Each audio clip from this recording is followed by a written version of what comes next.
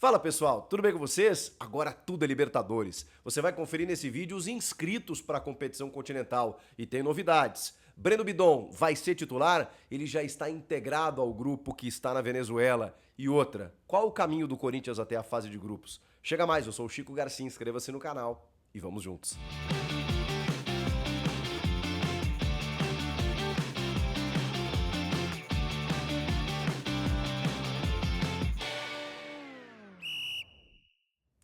Se ligou no cenário, né? Aniversário de 10 anos da Golcase e tem presente pra você. Já vou botar aqui na tela o QR Code pra você ir direto pro site e aproveitar o meu cupom Chico Garcia. Também você vai pelo link na descrição. Se liga nessas garrafas fresh que eu tenho mostrado aqui pra você, totalmente personalizadas. Você coloca o seu nome, exibe a paixão pelo seu clube do coração. Elas são lindíssimas, base de silicone, totalmente resistentes e ó, ainda com essa maravilha que é você exibir a paixão pelo seu clube do coração. Você pode levar para academia, no carro, no trabalho, onde você estiver. Tá aqui, ó, além das garrafas fresh, sabe aquela garrafinha de academia, a Urban, e o copo térmico? Esses produtos por menos de R$ 100, mas tem que aproveitar. Tem promoção até 70% de desconto.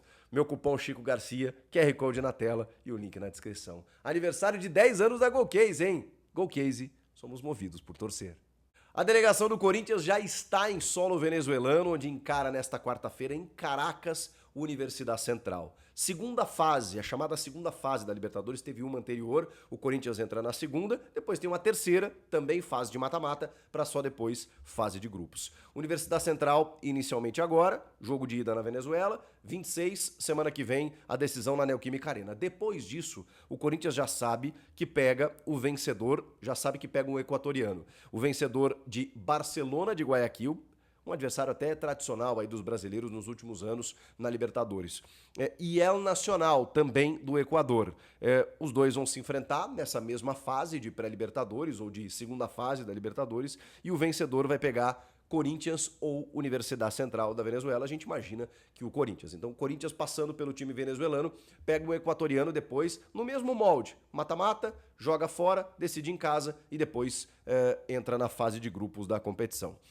Esse é o caminho do Corinthians até entrar na fase de grupos do torneio. Então, toda a atenção possível, porque eliminatória, né? Você sabe como são, agora sabem como é. Agora, 2 jogos, né? Então tem uma possibilidade muito grande, ainda mais com que o Corinthians investiu, tá jogando. Então, eu queria dizer que é tranquilo, mas futebol, né? Então, toda a concentração possível e do jeito que o Corinthians está jogando, eu tenho convicção, né, de que o Corinthians tem condições de avançar.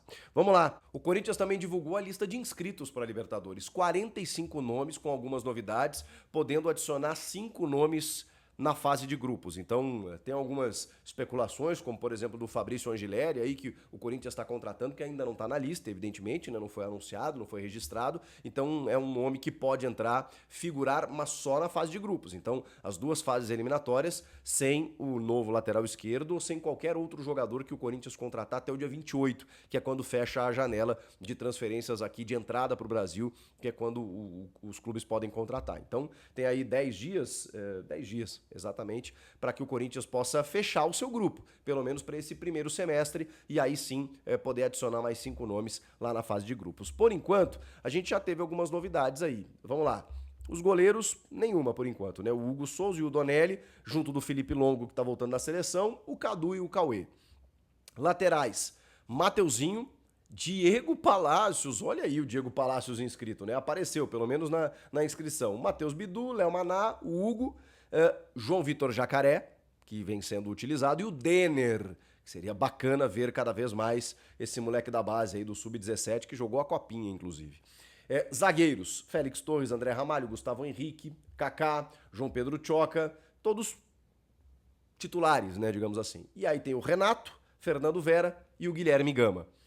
Meio-campistas, você tem o Maicon, o Garro, o Ranieri, André Carrilho, Bidon, Charles, Rian, aí o Bahia, Luiz Gustavo Bahia, que estava na Copinha também, capitão do time da Copinha, Luiz Eduardo, que é um meio-campista, mais meia do que volante, o José Martínez, né, e o Coronado e o Alex Santana, que eu não tinha citado, né, que também fazem parte já do elenco principal, e o Dieguinho. Atacantes, Dieguinho da base. Atacantes, Yuri, Memphis, Romero, Pedro Raul, Giovani, Héctor Hernandes, Thales Magno, Kaique, da base, que precisa ser mais utilizado. O Giovani, que eu falei aí, não deixa de ser uma novidade, né? Porque ele foi de fora dos planos, inscrito no Paulista, chegou a ser utilizado naquele jogo contra o Novo Horizontino, deu assistência para o Alex Santana, mas a situação dele, até onde eu sei, não se alterou. Ele tem contrato até a metade do ano, não quer renovar pela proposta do Corinthians. O Ramon disse que não ia utilizar, de repente tá tendo que utilizá-lo para ver até se negocia, né? E olha, poderia receber mais oportunidades. Guinegão, que também veio da Copinha, Nicolas, Luiz Fernando e Nicolas Araújo. São esses todos os inscritos na Libertadores da América. O Memphis já com a camisa 10, o Garro já com a camisa 8, né? Na numeração aqui não tem muitas novidades aqui para falar para vocês. O Hugo é o camisa 1, o Yuri é o camisa 9, o Maicon o 7, não tem muitas novidades a respeito disso. A questão é, o Breno Bidon, ele está dentro de uma programação, ele e o Felipe Longo, né? É que o Bidon, digamos assim, o Longo é o terceiro goleiro do Corinthians, né? Então o Hugo Souza é um titular absoluto. O Donelli a gente até pode questionar se o Longo não merece mais oportunidades para ser um sucessor, uma alternativa ao Hugo. No caso do Breno Bidon, ele deixa o time para ir para o Sul-Americano Sub-20 como um titular da equipe. Só que, claro, né, o Corinthians começou a temporada 25 sem o Bidon no time. E aí o Ramon testou várias possibilidades. Entre elas, o José Martínez por um lado e o André Carrilho por outro. O Alex Santana foi pegando vários jogos. O Corinthians rodou bem o elenco. O Bidon, que estava jogando titular no Sul-Americano Sub-20, ele volta como titular da equipe? Muito difícil. Exatamente porque ele cai de paraquedas num time que já vinha jogando de outra maneira durante esses primeiros jogos da temporada. Então, provavelmente, ele pegue banco de reservas. E aí, aos pouquinhos, eu acho que o Bidon, pela qualidade que ele tem, ele reconquista essa condição de titular. Agora, fica essa dúvida, porque o Martínez funcionou muito bem pelo lado direito, combinando jogadas com o Mateuzinho, muitas vezes atacando como um ponta, pela capacidade ofensiva que ele tem, e também pela recomposição, um cara que tem muito vigor físico. O Martínez, teoricamente, ele seria o primeiro volante na vaga do Ranieri para você usar Carrilho e Bidon, juntamente do Garro, formando esse losango no meio-campo. Ok, você entende que o Bidon vai disputar a posição com o Martínez, e aí você fixa o Ranieri de primeiro homem. Será? Eu tenho para mim que o Martínez abriria o meio-campo e faria esse time, Carrilho, Bidon e Garro. Mas tem essas outras opções, né? O Martínez pela direita funcionou muito bem, mesmo que deslocando o Carrilho pela esquerda, e às vezes eles até trocavam em alguns jogos, em alguns momentos. E aí tem o Rian, que joga pelo lado esquerdo, você tem o Alex Santana, que compõe bem ali o meio. Problema bom, né, pro Ramon Dias resolver. Agora, o Bidonzinho, que eu acho uma joia, um diamante, você não pode abrir mão.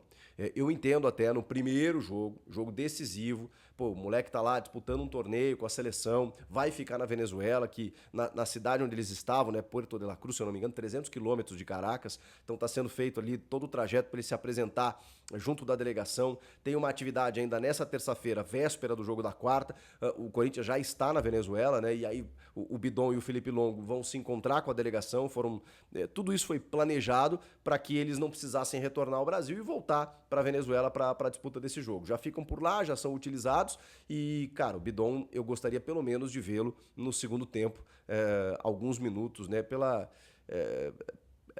jogador que ele é, pela influência que ele tem no meio, pela capacidade técnica que ele tem de ajudar na construção, né, o Rodrigo Garro e tal. O Corinthians se virou bem, até porque tem muitas posições ali, muitas peças para a função no meio campo, mas eu ainda considero o Bidon como um titular dessa equipe. E você? O que você pensa disso? O que você acha que o Corinthians deve fazer nesse primeiro jogo, que até pode ser mais tranquilo do que a gente imagina, ou não, né? Já falei sobre isso, Libertadores tem muitas vezes algumas armadilhas que a gente desconsidera, às vezes, né, um ambiente mais hostil, um time mais físico do outro lado, uma arbitragem questionável, é natural. Libertadores tem esse tipo de ingrediente, de componente, tem que saber jogar o jogo também para voltar lá, eu diria que com um empate, mas eu acho que dá para voltar com vitória. Dá para voltar com vitória para depois decidir em casa na semana que vem de uma forma muito mais tranquila. Esse é o Corinthians, começando a sua trajetória na Libertadores da América 2025 e com ótimas perspectivas. Corinthians que ainda não está no seu ápice técnico, que terminou a temporada voando, mas assim, no topo, deu uma oscilada no começo desse ano, como todas as equipes, por uma questão física, por uma questão de ausências. O Garro jogou apenas 2 jogos desde que voltou, então assim, é natural que a gente entenda que o Corinthians ainda precisa se encaixar e se encontrar.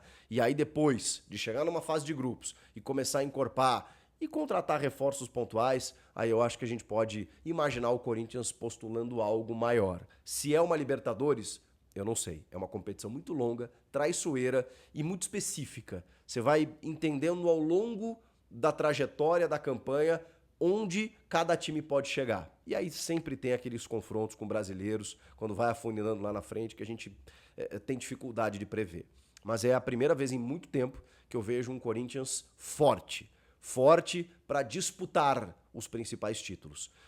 Antigamente, né, nos últimos anos, a gente via um Corinthians, né, que, ok, pode ser que ele consiga competir pela força da Neoquímica Arena, força do torcedor, às vezes, né, faz um jogo bom fora, volta para decidir em casa, leva para pênaltis. Era isso que o Corinthians se submetia, mesmo com alguns bons jogadores. Chegava num teto, num nível de jogadores que já não conseguiam entregar mais o mesmo, que a gente não imaginava o Corinthians postulando aí contra grandes adversários. Mesmo assim, chegou numa final de Copa do Brasil em 22, né, o Corinthians lá do Vitor Pereira.